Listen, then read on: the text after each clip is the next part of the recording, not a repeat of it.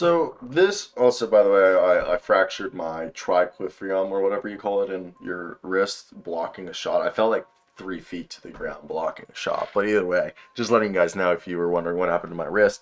We're talking about the collective bargaining agreement and NBA viewership. I'm a nerd as a journalist. I love stuff about salary cap, stuff about the way the league's collective bargaining agreement works, and also the NBA media deals. As someone who works in the media, I am a reporter, part-time reporter right now at KSNT Channel 27 out in Topeka, Kansas. And for me, it's just when this stuff really gets my juices going. So first off, shout out to the first information comes from Adrian Wojnarowski. The NBA and the NBA Player Association have extended the collective bargaining agreement opt-out deadline to March 31st, which they had already extended it once from December to February, and we just hit the deadline yesterday, I believe, or no, we'll hit the deadline Wednesday, I believe.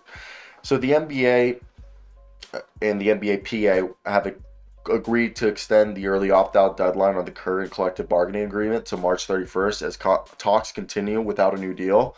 So the NBA's 7-year collective bargaining agreement will expire following the 2023-24 season and has been pushed back once already from, as I mentioned, December 15th.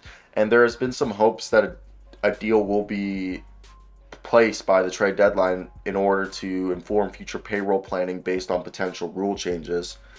The league has shown a willingness to give up its push to implement a hard cap, which we have said that they've been calling an upper spending limit, a way to combat teams like the Golden State Warriors.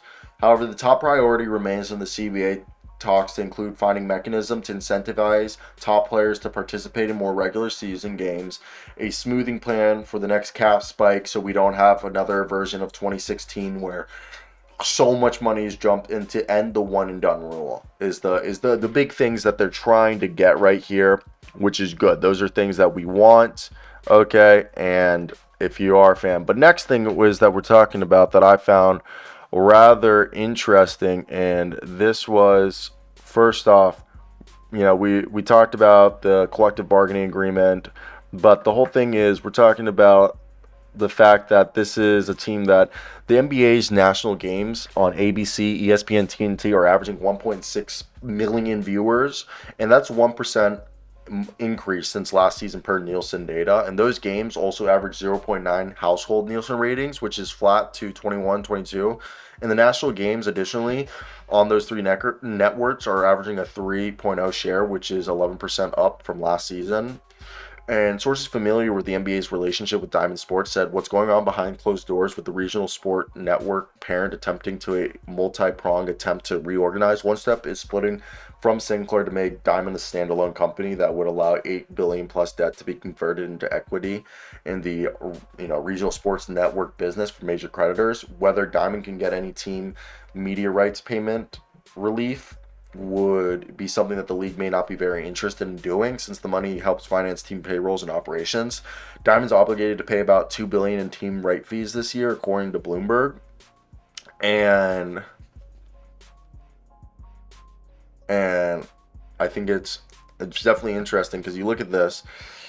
Regional sport networks have died because of cord cutting, and right now the NBA is looking at a $75 billion TV deal from the current $25 billion worth of contracts. And with that being said, a source familiar is that the analyst of the viewership trends this year is the league is thrilled with ways things are going, and because flat is a victory amidst continual declines about everyone looking at TV deals, the NBA said it estimates a decline of 4 million cable hosts from 2021 to 2022 and dropping to about 78.97 million. So literally looking at here is the NBA signaled another audience positive with that Christmas Day even fought against 3 NFL games, literally didn't affect them, okay? They had a 5% increase on their NBA Christmas Day games, and I watched every single one of them. And out-of-home viewership, such as Sports Bar, wasn't included in this, but people don't understand that this is huge, but local networks are struggling. So we'll see what ends up happening. Let me hear your thoughts. But that's basically going to be it. And yeah, I'm gonna peace out, A-Town style, guys. I love y'all. Seriously, I do. Okay, goodbye.